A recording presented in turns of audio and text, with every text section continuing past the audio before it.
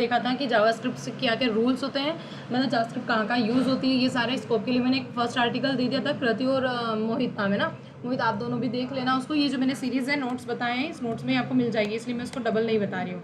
ये जो नोट्स है ना, आप यहाँ पर जाओगे, इस वेबसाइट पर लिखोगे कोर्स विद पायल गूगल पर जाके, तो गूगल पर जाते ही आपको मिल जाएगी। और यहाँ पर इसे दिख रहे हैं सारे ऑप्शंस, इनमें जैसे HTML CSS सबके नोट्स देता हूँ। फर्स्ट जावास्क्रिप्ट पे ही आ रहे हैं। जावास्क्रिप्ट में जो फर्स्ट आर्टिकल है ये आप खुद पढ़ लेना, क्योंकि ये एक थ्योरेटिकल पार्ट है ना, ये आप पढ़ सकते हो। उसके बाद फिर let var const from variables कल पढ़ाए थे, जब भी लास्ट क्लास तक पढ़ाए थे, उसको मैं क्विक ओवरव्यू दे देती हूँ। आपको पता है कि वर, लेट और कॉन्स्ट क्यों यूज़ होते हैं? वेरिएबल क्रिएट करने के लिए यूज़ होते हैं। ये तीनों क्या चीज़ें? कीवर्ड्स हैं, इनकी हेल्प से हम वेरिएबल्स बनाते हैं ना। इन तीनों के डिफरेंट पर्पस होते हैं। जैसे वेर यूज़ हम तब करते हैं जब हमें एक ही वेरिएबल को हम चाहें तो बार बार यूज़ करना हो, और हम बार बार डिक्लेयर भी कर सकते हैं उसको, और री इनिशलाइज भी कर सकते हैं, और री असाइन भी कर सकते हैं। री डिक्लेयर, री इनिशलाइज एक ही चीज़ है। इस मतलब जैसे यहाँ पर लिखा वेर वाई इक्वल्स टू में 6 और वर वाई इक्वल्स में 12, ये क्या है? री इनिशलाइजेशन है, दोनों ही है ना। इसको री डिक्लेरेशन भी हम चाहें तो बोल सकते हैं। जैसे कि अगर VS कोड की भाषा में बोले तो ये री डिक्लेरेशन बोलेगा इसको, है ना। ओके, इतना क्लियर है। उसके बाद अगर हम बात करते हैं, थर्ड टर्म आती है री असाइन की। री असाइन मतलब ये कि बार बार VAR नहीं लिखे है, हमने ये VAR हटा दिया और इसको सिर्फ डायरेक्टली वैल्यू असाइन कर दी, ये तो भी हो गया। अब अगर हम VAR लिख के करते हैं तो इसको मतलब री इनिशलाइज करना। और अगर मैं VAR नहीं लिखा और y = 12 लिखा डायरेक्टली, तो पहले एक बार री इनिशलाइज कर चुके हैं, तो इसमें वैल्यू क्या हो रही है? री असाइन हो रही है। ठीक है, ओवरऑल यही पढ़ा था हमने। वर्ड, लेट और कॉन्स्ट में अगर देखें, री असाइन भी कर सकते हैं और री इनिशलाइज भी कर सकते हैं ना। वहीं अगर हम लेट की अगर बात करते हैं, तो लेट के केस में क्या होता है? री असाइन हो सकता है लेकिन री इनिशलाइज नहीं हो सकता, है ना। और कॉन्स्ट के अगर केस में बात करें तो ना ही री असाइन हो सकता है और ना ही री इनिशलाइज हो सकता है। तो सबसे स्ट्रिक्ट रूल किसके हैं? कॉन्स्ट के हैं। कॉन्स्ट के नाम से ही पता है कि कॉन्स्टेंट है, कॉन्स्ट का शॉर्ट फॉर्म यही हो रहा है ना। इसलिए कॉन्स्टेंट मतलब कि जिसकी वैल्यू फिक्स हो, है ना। यही सारी चीज़ें थी जो कि हमने पढ़ी थी। फाइल को रन करने के लिए हमने सिंपल सा कुछ नहीं किया, नॉट लिखा, पावर शेल में नहीं जाना, कमांड प्रॉम्प्ट में जाएंगे हम। पाथ देखना है कि भैया हम इस फोल्डर के अंदर है कि नहीं। जावास्क्रिप्ट का फोल्डर है, जावास्क्रिप्ट का पाथ देख रहा है, हमको ये फाइल रन करना है, इसलिए हम डायरेक्टली यहाँ पर लिखेंगे नोड, फाइल का नाम है वेरिएबल। ठीक है, हम चाहे तो .js लगाए, हम चाहे तो ना लगाए तो भी आ जाता है ना। .js लगाए बिना भी क्यों आ जाता है? क्योंकि हमने इसमें .js सर्वर इंस्टॉल किया हुआ, डिटेक्ट कर लेता है इसको ऑटोमेटिकली, है ना। .js इंस्टॉल करना सभी को पता है, कैसे करना है? क्रोम पर जाना है, हाँ बिना उसके किया है मैंने, देखो पीछे .js नहीं लगाया, है ना। लगाऊंगी तो भी आ जाएगा, नहीं लगाऊंगी तो भी आ जाएगा। इसको इंस्टॉल कैसे करना है? गूगल पर जाना है, .js लिखना है, डाउनलोड करना है, इंस्टॉल करना है। नॉर्मल सॉफ्टवेयर इंस्टॉल करते हैं बिल्कुल वैसे ही रहेगा, है ना। पूरी प्रोसेस जब तक नहीं हो जाए तब तक उसको छेड़ना नहीं है, वो थोड़ी देर तक इंस्टॉल होता रहता है। आपके इसमें हो गया इंस्टॉल? हाँ, तो वो इंस्टॉल हो जाता है। कई बार हम बोलते हैं ना अलाउ ऑटोमेटिकली सारी फाइल्स को इंस्टॉल करना है, उस पर जब क्लिक करते हैं तो वो इंस्टॉल होने में टाइम ले लेता है। ठीक है, और इंटरनेट की कंडीशन के ऊपर भी डिपेंड करता है। अब आगे बढ़ते हैं, ये हमारी लास्ट क्लास का क्विक ओवरव्यू था, है ना। उसके बाद अगर हम console.log भी बता देता, मैंने console.log में वो चीज़ें दिखते हैं, वो चीज़ें लिख रहे हैं। जैसे हमें कोई वेरिएबल है, उसके अंदर कौन से वैल्यू आई है, अगर इसका आउटपुट देखना है तो हमने यहाँ पर, जैसे ये z है, z के अंदर क्या वैल्यू आ रही है? x + y का एडिशन आ रहा होगा, है ना। तो वैल्यू आ रही है यहाँ पर 12 + 6, हाँ 12 + 5 क्या आता है? 12 + 5 17। यहाँ देखो कंसोल में हमने देख लिया 17 दिख रहा है। अभी कैसे दिख रहा है? हमने यहाँ लिखा console.log और ब्रैकेट में लिखा है z दिख रहा है। z क्या है? एक वेरिएबल है जिसको हमने कंसोल किया हुआ है। क्लियर है ना। ये सारी चीज़ें थी। अब आगे बढ़ते हैं, डेटा टाइप्स पढ़ने वाले हैं कि डेटा टाइप्स होता क्या है ना। एक और बात, ये जो आर्टिकल है ये थोड़ा हाई लेवल है, तो मैं इसमें क्या करूँगी, इसमें स्टार्टिंग लेवल में इसी आर्टिकल में जोड़ दूंगी। इनिशियल लेवल पे आपको वेरिएबल में क्या समझना होता है वो चीज़ें इसमें जोड़ दूंगी। ये जो है कंटेंट नीचे चल जाएगा क्योंकि ये थोड़े टाइम बाद समझ में आएगी आपको चीज़ें, है ना। उसके बाद हम पार्ट सेकेंड पे जाते हैं, जावास्क्रिप्ट का डेटा टाइप्स क्या होते हैं उसके बारे में ना। डेटा टाइप्स डिफरेंट टाइप्स के होते हैं, एक एक करके पढ़ेंगे हम। ओके, जैसे कि कोई भी अगर लैंग्वेज पढ़ते हैं तो उसमें हम सबसे पहले फंडामेंटल चीज़ें पढ़ते हैं ना, जैसे कि कीवर्ड्स हैं, वेरिएबल्स हैं। वैसे ही डेटा टाइप्स भी क्या है, इसकी बेसिक चीज़ें जो कि इसके बेस पे ही सारा आगे काम होने वाला है ना। अब आगे बढ़ते हैं, आप चाहो तो ये चीज़ें पढ़ सकते हो थोड़ा सा बेटर अंडरस्टैंडिंग के लिए, बाकी मैं नीचे एक्सप्लोर करूँगी, यहाँ से पढ़ लो, ऊपर से नहीं। अरे ये नहीं सॉरी ये पढ़ना है।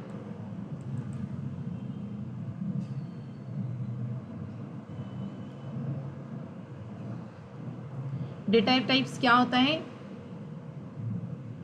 ये लाइन पढ़ो तो समझ में आ जाएगा।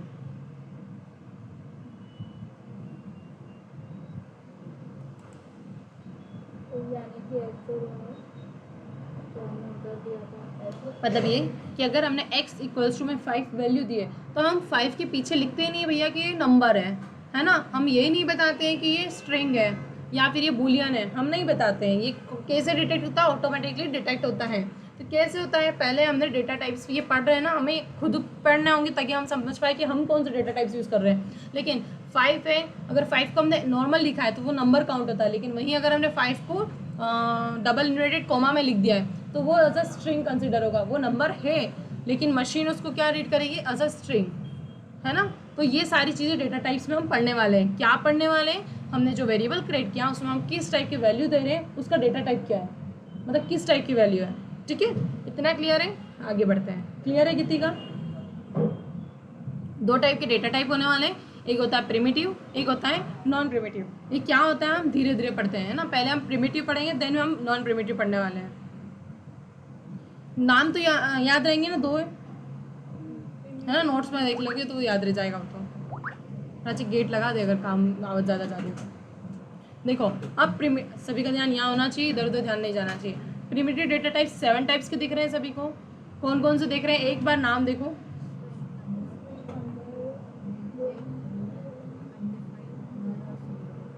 प्रिमिटिव डेटा टाइप्स और नॉन प्रिमिटिव डेटा टाइप्स में डिफरेंस ये होता है कि जो प्रिमिटिव डेटा टाइप्स है उसकी वैल्यू जो होती है अनचेंजेबल होती है या अनम्यूटेबल होती है। अनम्यूटेबल से दैट मीन्स ये है कि अगर आपने x में 5 स्टोर करवा दी, जैसे एक टाइम पर एक ही वैल्यू स्टोर होगी, उसमें ऐसा नहीं है कि आपने 5 भी दे दिया, साथ में पायल भी लिख दिया, साथ में सिटी भी लिख दिया। एक ही वेरिएबल में इतनी स्टोर नहीं करवा सकते। वहीं अगर हम नॉन प्रिमिटिव डेटा टाइप्स की बात करते हैं तो एक टाइम पर मल्टीपल वैल्यूज एक ही वेरिएबल में स्टोर हो जाती है। वो कैसे होती है मैं आगे सब बताऊंगी ना, बट इतना याद रखना है अगर इंटरव्यू पूछा जाता है कि प्रिमिटिव और नॉन प्रिमिटिव में डिफरेंस क्या है, तो आप ये कह सकते हो कि एक टाइम पर एक ही वैल्यू स्टोर होती है, वो अनम्यूटेबल होती है ना। और वहीं अगर हम उसकी बात करें नॉन प्रिमिटिव की, तो वो क्या होती है, चेंजेबल होती है, म्यूटेबल होती है ना। एक टाइम पर मल्टीपल वैल्यूज स्टोर हो सकती है उसमें। ओके, म्यूटेबल होती है मतलब चेंज हो सकती है, और इम्यूटेबल मतलब चेंज नहीं हो सकती। मैं बताऊंगी अरे स्ट्रिंग और ये सब मतलब अरे बताऊंगी बाद में। ये सिंगल वैल्यू, एक टाइम पर एक टाइम पर एक सिर्फ 5 ही स्टोर कर सकता है, 5,6 नहीं स्टोर कर सकता वो। ठीक है, अभी ये 7 डेटा टाइप से इनके नाम पढ़ो, क्योंकि मैं कल फर्स्ट क्लास में ये नाम पूछूंगी। अरे आवाज़ निकाल सकते हो, मुँह से बोलने से पता चलता है नाम क्या है। वही दिख रहा है आपको, string, number, big int, Boolean, undefined और नल और सिंबल्स, है ना। पढ़ लिया। अब हम एक एक करके पढ़ते हैं। ठीक है, स्ट्रिंग क्या होता है, ये कैरेक्टर को डिफाइन करता है। मैंने आपको बताया है कि सिंगल इन्वर्टेड कोमा या डबल इन्वर्टेड, अभी डबल इन्वर्टेड कोमा की जो बात कर रही थी वो इसी स्ट्रिंग डाटा टाइप के लिए बात कर रही थी। ये इनको बोलते हैं इन्वर्टेड कोमा, ये दिख रहा है ना, ये डबल इन्वर्टेड कोमा, ये सिंगल इन्वर्टेड। अपने अपने कीबोर्ड्स पे भी दिख जाएंगे आपको। ये डबल इन्वर्टेड कोमा एंटर के जैसे पास वाली की के पास बने हुए हैं, सिंगल और डबल दिख रहे हैं ना, ये चीज़ है। अब क्या ये पढ़ के समझ में आ रहा है कि क्या है, क्या समझ में आया इसको पढ़ के? जो अपन स्ट्रिंग लिखेंगे वो डबल इन्वर्टेड कॉमा और सिंगल इन्वर्टेड कॉमा के अंदर ही लिखेंगे। कोई भी चीज़ हो, चाहे नेम हो, चाहे नंबर हो, एनीथिंग, कुछ भी हो, अगर वो डबल इन्वर्टेड कॉमा या सिंगल इन्वर्टेड कॉमा के अंदर लिखी हुई है तो मशीन उसको कैसे क्या रीड करेगी, एज अ स्ट्रिंग ही रीड करेगी, चाहे आप कुछ भी लिख दो, है ना। अधिकतर ये जो है ना जो कॉम्पिटिटिव क्या मतलब जो इंटरव्यू होता है ना, उसमें एक राउंड होता है कॉम्पिटिटिव वाला, जिसमें MCQ क्वेश्चंस होते हैं, उसमें पूछते हैं, और अधिकतर इसमें गलती हो जाती है बच्चों से। ठीक है, ये एग्जाम्पल देखो आप एक आधे, वेरिएबल ही क्रिएट कर रखे हैं, बस मैं डेटा टाइप्स बता रही हूँ कि स्ट्रिंग किस किस तरीके से क्रिएट हो रही है।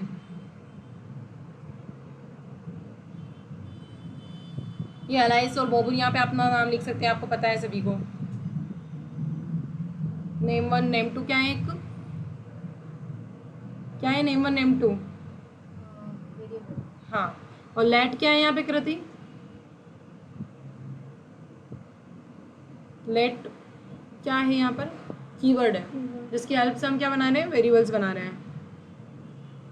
एक बार देखो इनको, ये टेम्पलेट लिटरल होता है, ये मैं आगे पढ़ाऊंगी, है ना। इसको ये मत देखना, बस ये देख लेना, हाँ इस तरह से लिख सकता है। ये एक अपने आप में एक टॉपिक है, टेबल लिटरल। जो दिख रहा है ना, बैक टिक दिख रहे हैं, कर्ली ब्रेसेस दिख रहे हैं, ये सब आगे बताऊंगी मैं आपको। ठीक है, आई थिंक इतना तो समझ में आया होगा, है ना। मैं आपको टाइप कर करके भी उसमें बता देती हूँ।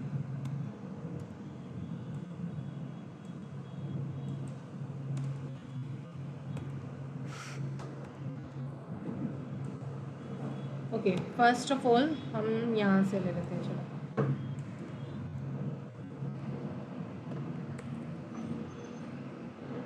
ओके, यहाँ पर हमने ये डेटा टाइप्स तो समझ में आ रहा है। इसकी जगह अगर मैं यहाँ लिख देती हूँ पायल, एंड नेक्स्ट यहाँ पर लिख दिया। अब मैं यहाँ बोलो कि कॉमा लगा के मैं यहाँ लिख दूँ नेक्स्ट नेम, तो नहीं लिख सकते, मल्टीपल वैल्यूज़ नहीं दे सकते हम, यहाँ पर सिंगल वैल्यू देनी होगी। ठीक है,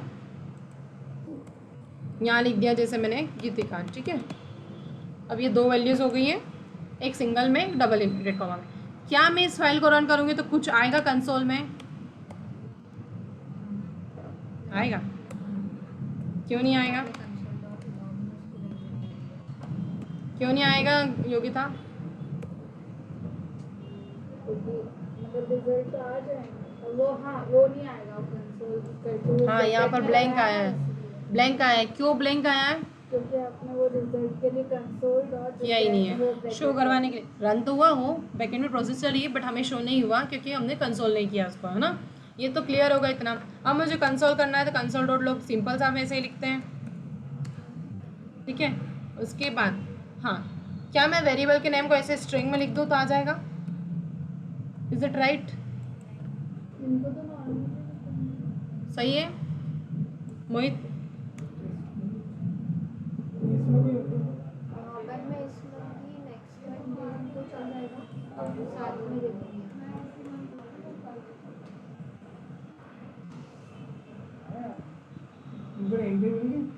हाँ, मैं वही सोच रही हूँ कि और तो स्टूडेंट नहीं है ना जो उधर से इधर आ रहे हैं। सूरज इवनिंग में आ रहा है।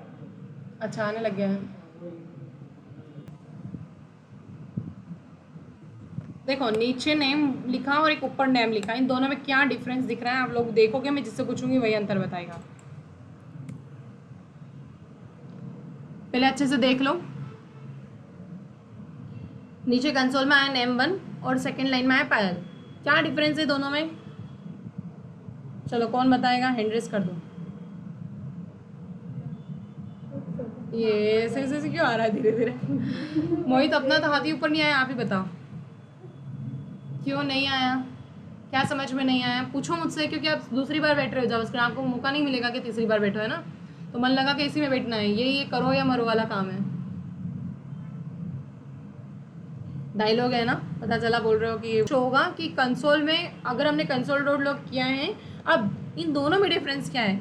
इन दोनों में ये डिफरेंस है कि अगर कोई चीज़ स्ट्रिंग में लिखी हुई है तो वो क्या कंसिडर करेगा, मतलब डबल इन्वर्टेड कॉमा में लिखा हुआ है तो मैंने क्या बोला था, वो क्या कंसिडर कर लेगा? एज ए स्ट्रिंग ले लेगा।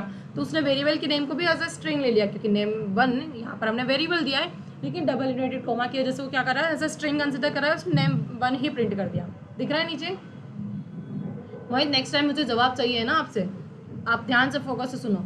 नेम 1 हमने लिखा है बिना डबल इन्वर्टेड कॉमा के, डायरेक्टली वेरिएबल है ना। और वेरिएबल ने क्या स्टोर कर रखा है? पायल स्टोर कर रखा है उसके अंदर, तो इसलिए यहाँ पर क्या आ गया, सेकंड लाइन में पायल आ गया है। इतना क्लियर है ना? आई थिंक इतना फास्ट भी नहीं चल रही है कि नहीं समझ में आया सबको। आया समझ में? स्ट्रिंग समझ में आया? अब एक और चीज़ करते हैं हम स्ट्रिंग के अंदर। सपोज हमने यहाँ लिखा var number, okay, DOB date of birth,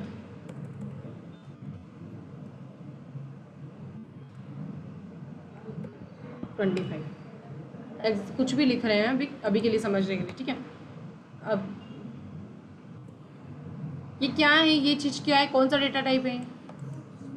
string रहेगा, है ना। अब इसी वेरिएबल को मैं वापस से बना देती हूँ, इसको डबल हम इनिशियलाइज कर सकते हैं, इसलिए ये लिख दिया हमने। ये क्या चीज़ है इन दोनों में? ये क्या है? नंबर है, ऊपर क्या है? स्ट्रिंग है, ठीक है। तो ये हमने स्ट्रिंग पढ़ा। अब इन लोगों को कंसोल करते हैं। फर्स्ट हम करते हैं स्ट्रिंग DOB को। अब देखो, अब DOB 2 बार तो मैं लिख नहीं सकती कंसोल के अंदर। ओह, चलो 80 में मतलब सही। 25 आया। ये समझ में आया क्यों आया नीचे 25? यहाँ दिख रहा है स्ट्रिंग 25 ना आते सिर्फ 25 क्यों आया? क्यों आया? क्योंकि line by line code run हो रहा था। लास्ट वाला हाँ ठीक है। अब ये 25 अगर मुझे लाना है तो यहाँ पर DOB 1 करना होगा मुझे, और यहाँ पर कॉमा लगा के DOB 1 देना होगा। अब आ गया 25 और 25 दोनों, है ना? दिख रहा है सभी को? वो स्ट्रिंग है इसलिए टेक्स्ट फॉर्मेट में दिख रहा है, और ये नंबर है, नंबर का कलर अलग ही दिख रहा है। ओके, आगे बढ़ते हैं। तो हमने अभी 2 डेटा टाइप पढ़ लिया, एक तरह से नंबर भी पढ़ लिया है और स्ट्रिंग भी पढ़ लिया है। ये नंबर हम पढ़ चुके हैं, फिर भी मैं इसको उधर डाल देती हूँ।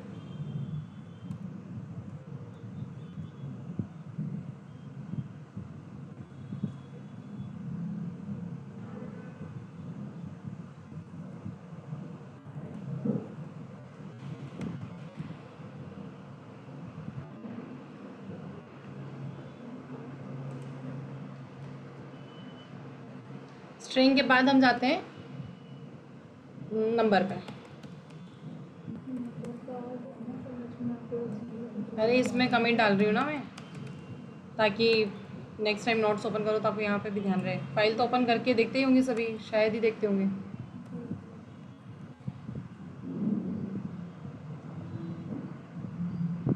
ये लाइंस बना भी इसलिए रही हूँ ताकि अदर कमेंट से ये कमेंट सेपरेट दिख जाए अलग ही।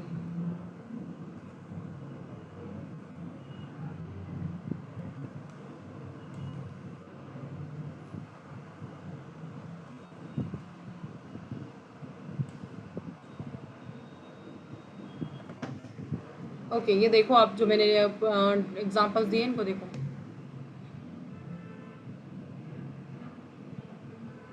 नंबर है सीधा सा कि हम नंबर किसी भी तरीके के दे सकते हैं, ये लिखा हुआ है इसके अंदर।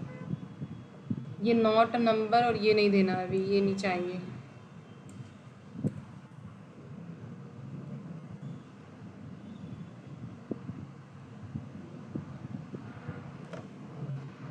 आप चाहो तो इन लोगों को कंसोल कर लेना।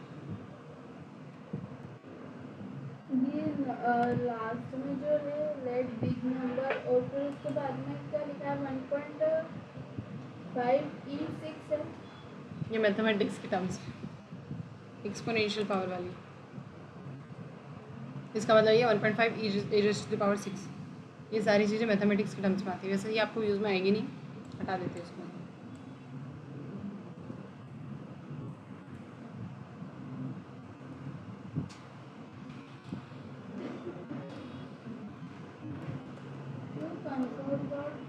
अरे एक मिनट टाइपिंग गलत की होगी।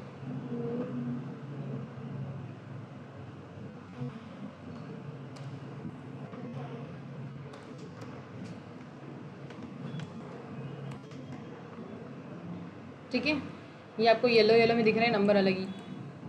आगे बढ़ते हैं हम, 2 डेटा टाइप्स हो चुके हैं।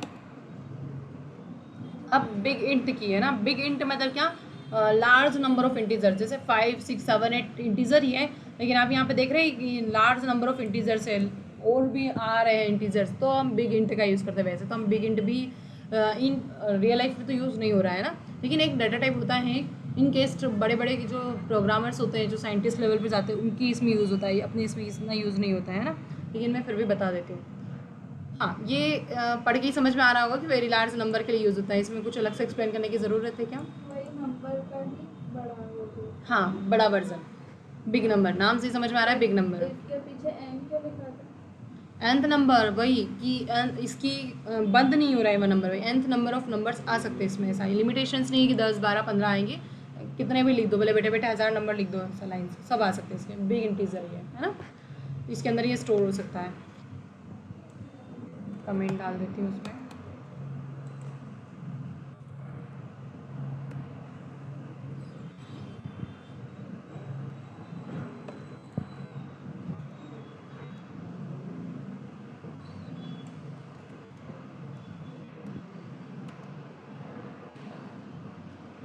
आपको इन एग्जांपल्स में जाने की ज़रूरत नहीं, जितने एग्जांपल्स मैं यहाँ दे रही ना उन्हीं पे चल जाना बहुत है अभी के लिए, क्योंकि उन फाइल्स में थोड़ा एडवांस लेवल के एग्जांपल्स है जो कि मैथमेटिक्स के हाई टर्म्स के लिए रहते हैं ना।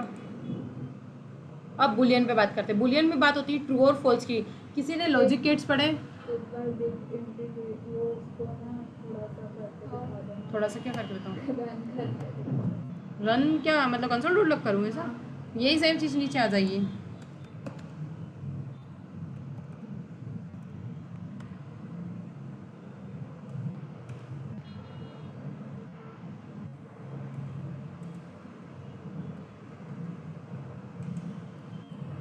बस। अरे इंटीजर और इसमें कोई ज़्यादा डिफरेंस नहीं, बस इतना है कि इसमें nth नंबर ऑफ आता है, उस नंबर में आप कम वैल्यू स्टोर कर सकते हैं, इसमें ज़्यादा कर सकते हैं, बस इतना है। और ये आपको यूज़ में नहीं है कि आगे साइंटिस्ट लेवल पे यूज़ होती है। ओके, बुलियन की अगर हम बात करें ट्रू और फॉल्स पे आता है, या तो इसका रिजल्ट ट्रू होता है या फिर फॉल्स होता है ना। 0 और 1 की वैल्यू भी आपने देखी होगी, 0 मतलब क्या होता है, फॉल्स होता है, और 1 मतलब होता है ट्रू। लॉजिक गेट किसी ने पढ़े हैं क्या? किसी ने तो पढ़े होंगे ना। लॉजिक गेट में भी रहता है ये सारी चीज़ें ट्रू और फॉल्स की। नहीं पढ़े होंगे कोई दिक्कत नहीं, मैं तो जस्ट पूछ रही हूँ किसको आइडिया लॉजिक गेट्स का। आपने पढ़े मोहित? आप कौन से बैकग्राउंड से हैं? कौन सी ईयर में? फर्स्ट ईयर CS में है ना, तभी अभी नहीं आएंगे। हाँ आ जाते हैं शायद इसी इसमें सब्जेक्ट आएगा, सेकेंड में आएगा। हाँ नहीं फर्स्ट ईयर में आएगा। CS में जो सब्जेक्ट आएंगे ना उसके अंदर ही आने वाला है। क्या? इसीलिए तो बोल रही हूँ मैं, फर्स्ट ईयर में आ जाएंगे। हाँ हाँ तो फिर वो ऐसे क्यों बोल रहे हो कि लॉजिक गेट्स के नाम ही नहीं सुना हो? पढ़ा है ना, मतलब फर्स्ट ईयर में हम ओवरऑल सारे सब्जेक्ट्स पढ़ते हैं, चारों ब्रांच के पढ़ते हैं। ठीक है, तो हम वापस से इस पे आते हैं हमारे इसमें ट्रू और फॉल्स के मतलब किया, जैसे कि अगर हमने कोई चीज़ें कंपेयर की है, जैसे सपोज यहाँ सामने कंपैरिजन दिख रहा है 5 और 3, 5 बड़ा है या 3 बड़ा है, सीधा सा सिंपल 5 बड़ा है तो वैल्यू ट्रू आ जाए। ये सारी चीज़ें हम लॉजिक बेस पे करते हैं, जैसे कि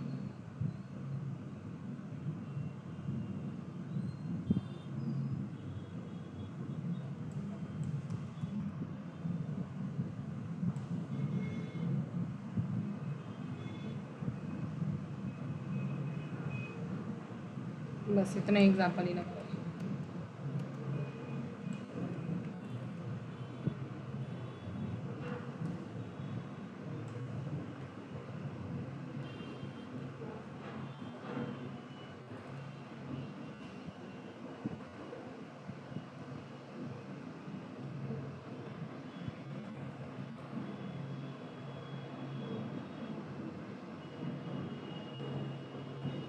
ओके, आप लोगों को यहाँ पर एग्जाम्पल देखना है, यहाँ से ये बिग इंट पे नहीं देखना है, ये ट्रू फॉल्स और ट्रू पे है ना।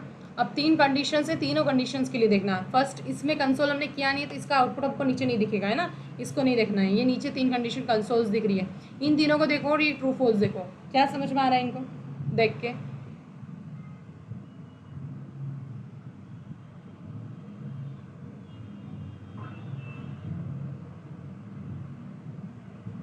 जीरो में फॉल्स आ जाएगा और 5 इज ग्रेटर देन समझो, सब पहले खुद से समझो फिर बोलो। उसका कोड राइटर जो ये है 5 इज ग्रेटर देन 3 वो सही है कि नहीं, तो वो सही है, तो वहाँ पे ट्रू लिखा आ रहा है। बस ये, हाँ ऐसा है। अगर हम कोई कंडीशन ट्रू है, हाँ 0 लिखा है तो वो फॉल्स ही रहेगा। अब हम चाहें तो कहीं पर 0 लिखे तो फॉल्स ही रहेगा। आप इसको यूज़ करोगे ना आगे तो आपको समझ में आएगा, 1 लिखे तो ट्रू हो जाता है। देखो यहाँ पर लिख देती हूँ 1, चलो नीचे वाली लाइन में लिख देती हूँ ताकि आप लोगों को ये दोनों आउटपुट दिखेंगे साथ में।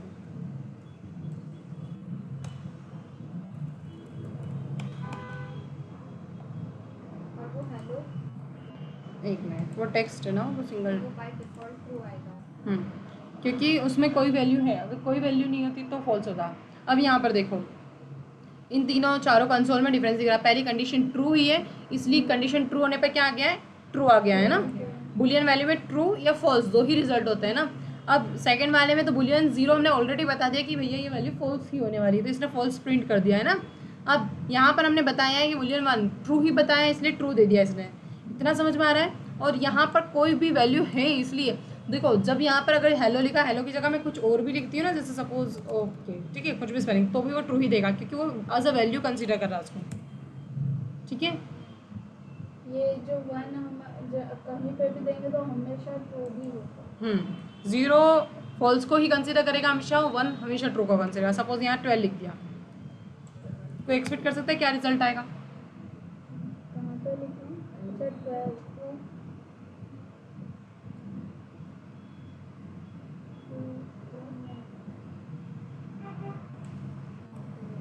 ठीक है, आगे बढ़ते हैं। इतना समझ में आया सभी को? मतलब कुछ भी वैल्यू दोगे तो ट्रू देगा।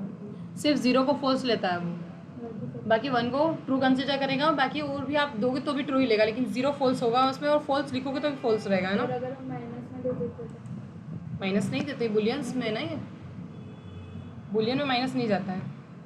नेक्स्ट हम बात करते हैं अनडिफाइंड की।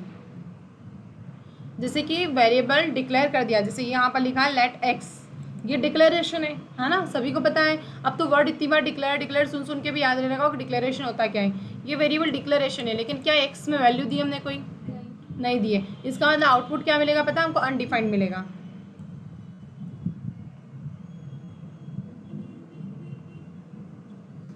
इसको लेने की ज़रूरत नहीं है, यहीं तक लेते हैं। इसके बाद इनकी भी ज़रूरत नहीं, इनकी भी ज़रूरत नहीं, इसकी ज़रूरत है।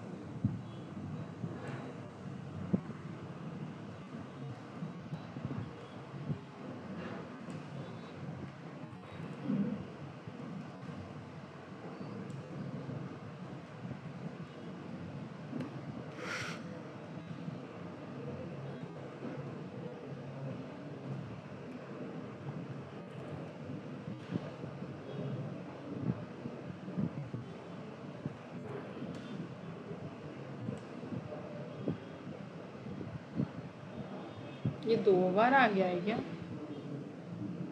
नहीं नहीं, सही है, सही है।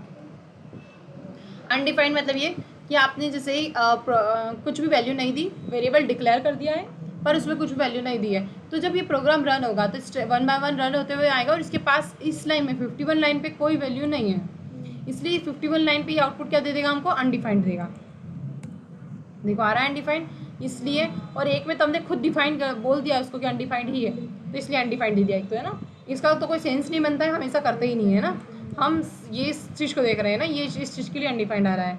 ओके, अब जैसे नेक्स्ट लाइन में आते आते मैंने वैल्यू दे दी है एक्स इक्वल्स टू में, अब वापस लेट नहीं लिख सकती मैं इसके लिए ना, एक्स इक्वल्स टू में 2, और फिर हमने अगर इसको कंसोल डॉट यहाँ पर एक्स के साथ में किया, एक्स कोमा वाई,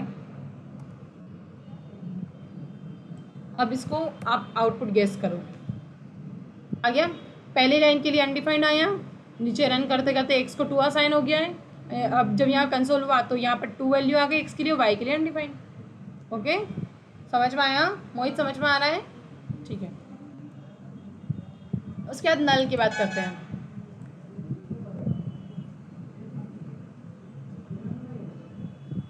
पर नल आपको ऐसे समझ में, हाँ लैपटॉप ले, मोहित लैपटॉप दे दो पीछे।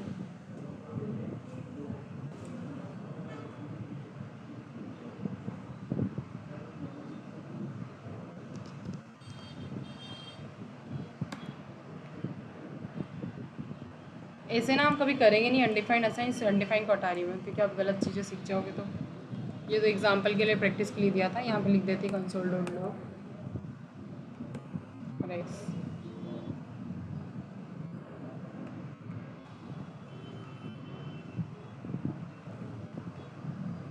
अब नल देखते हैं।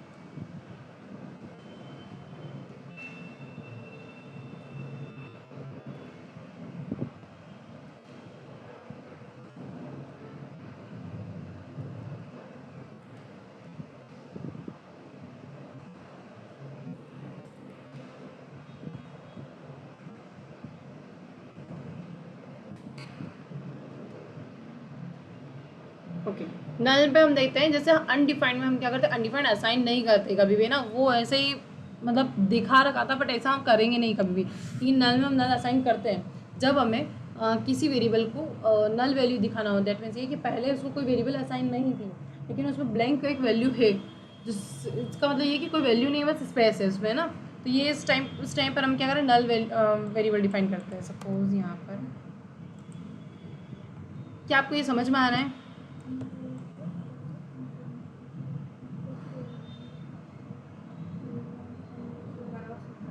दैट मीन्स ये कि अनडिफाइंड जो है हम कुछ भी असाइन नहीं कर रहे हैं, तो रन करते टाइम जो मशीन रन कर रही है इसको जब तो वो क्या कंसिडर करेगा इसको एज अनडिफाइंड, क्योंकि हमने कोई वैल्यू नहीं दी है। लेकिन नल क्या है, खुद एक डेटा टाइप है जिसको हम असाइन कर सकते हैं। जब हमें कोई वैल्यू नहीं देना किसी वेरिएबल को तो हम नल असाइन कर सकते हैं। नल का मतलब भी खाली होता है, खाली हिंदी में होता है नल, ठीक है। नल का मतलब खाली होता है, ऐसा बता रही हूँ। इसका मतलब कुछ भी नहीं है उसमें, एम्प्टी स्पेस है। ठीक है, इतना समझ में आ रहा है? अब देखो यहाँ पर देखो क्या क्या है। सबसे पहले नल असाइन किया है, अब नल को नल से कंपेयर किया है। ये जो असाइनिंग ऑपरेटर है ना, ये मैं आपको समझाऊंगी क्या होता है। इसका मतलब ये कि इसको और इसको कंपेयर कर रहा है आपस में ना। पर वेरिएबल और वैल्यू को कंपेयर किया जाए। वेरिएबल वैल्यू का है, एम्प्टी वैल्यू। ओ आप ऐसा सोच रहे हो कि इन दोनों कंपेयर कर रहे हैं ना, ऐसा नहीं है। ये डेटा टाइप इस ये नल जो लिखा वो नल यहाँ नहीं है, ये तो सिर्फ इन्होंने लिख दिया है कि नल और ये इसकी वैल्यू आपस में इक्वल है कि नहीं है।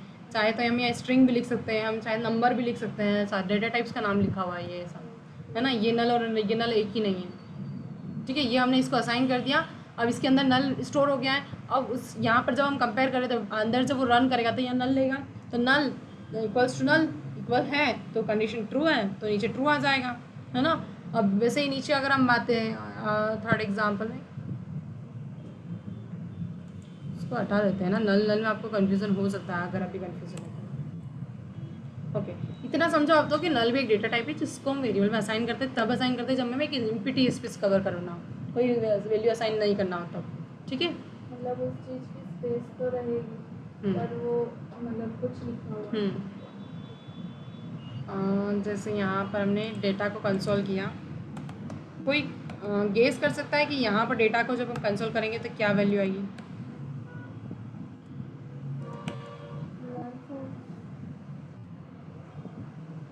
इसको अभी के लिए कमेंट कर देते ताकि आपको आउटपुट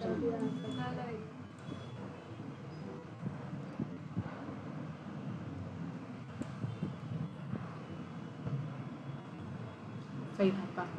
अब समझ ये एक्सप्लेन करने की मुझे नहीं लगता ज़रूरत है क्यों नल आया, क्योंकि हमने डेटा में नल स्टोर करा था, है ना, रीअसाइन किया उस वैल्यू को, ठीक है। इसको मैं वापस से अनकमेंट कर रही हूँ। अब इसको भी समझना है आपको, ट्रू फॉल्स क्यों आया।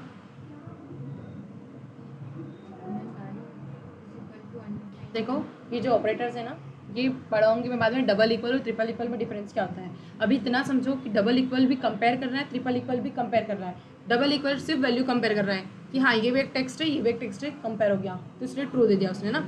लेकिन नीचे नीचे क्या डेटा टाइप भी कंपेयर कर रहा है वो, इसलिए कि नल और अनडिफाइंड सेम डेटा टाइप है या अलग है, तो वो अलग है, डिफरेंट है, इसलिए वहाँ पर फॉल्स वैल्यू आई है। डेटा टाइप अलग है दोनों के, है ना, बस ये है चीज़ वहाँ पर। जब हम किसी भी वेरिएबल पर कोई वैल्यू असाइन नहीं कर रहे हैं तो बाय डिफॉल्ट मशीन जब उस कोड को रन कर रही है तब उसको आउटपुट में क्या कंसीडर कर रही है, आउटपुट में हम कंसोल करेंगे तो देख पाएंगे, लेकिन वो क्या कंसीडर कर रही है कि अनडिफाइंड है ये वेरिएबल, अनडिफाइंड है मतलब इसमें कोई वैल्यू असाइन नहीं है, ठीक है। यार आप क्या समझ, पक्का सभी को क्लियर है ना। अब नल और अनडिफाइंड तो फिर भी नहीं आए ना, तो कोशिश करना कि रात में ना जब तक ये 6 से क्लास चल रही है ना, एक बार दिन में यहाँ क्लास ले रहे हो, एक बार रात को सोने से पहले इस क्लास को पूरी देखना, भले वो आधे घंटे की हो 1 घंटे की हो, क्लास को डेली देखोगे आप, ताकि आप लोगों को ना जावास्क्रिप्ट थोड़ी अच्छे से आए। थोड़े एफर्ट्स मारने पड़ेंगे क्योंकि ये बैकएंड है, धीरे धीरे बैकएंड में जाएगी ये चीज़ें ना। सिम्बॉल की हम बात करते हैं। सिम्बॉल में मतलब कोई भी यूनिक आइडेंटिटी, सिम्बॉल से आप क्या समझते हो जनरल लाइफ में भी?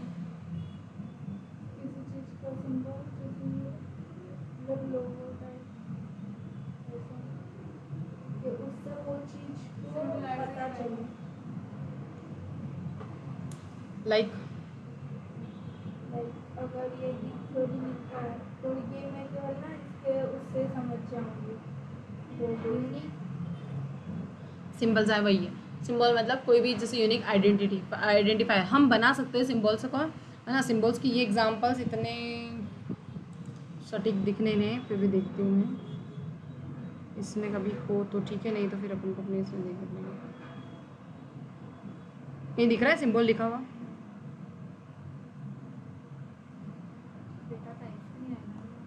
हाँ बट डेटा टाइप्स भी तो लिखा हुआ नहीं दिख रहा है मुझे, कहाँ दिख रहा है? प्रिमिटिव डेटा टाइप्स में हमने कौन कौन से पढ़े हैं? सिंबल पढ़ा। देखो सिंबल का ना आप इतना लोड मत लेना कि क्या चीज़ है। ये है कि यूनिक अगर सिंबल क्रिएट करना हो तो हम इसका यूज़ करेंगे, है ना। वैसे इन जनरल लाइफ में इसको बहुत कम रेयर यूज़ करते हैं हम, लेकिन पता होना चाहिए इसलिए बता दिया। अभी हमने टोटल कितने टाइप्स ऑफ डेटा टाइप्स पढ़े? कोई नाम रिपीट करेगा? अपने फिंगर्स पे गिनो कि सब अपने अपने 7 काउंट कर पा रहे कि नहीं कर पा रहे? अपना भी वही तो आवाज़ आनी चाहिए, सबसे ज़्यादा आवाज़ आनी चाहिए मुझे, जोर से।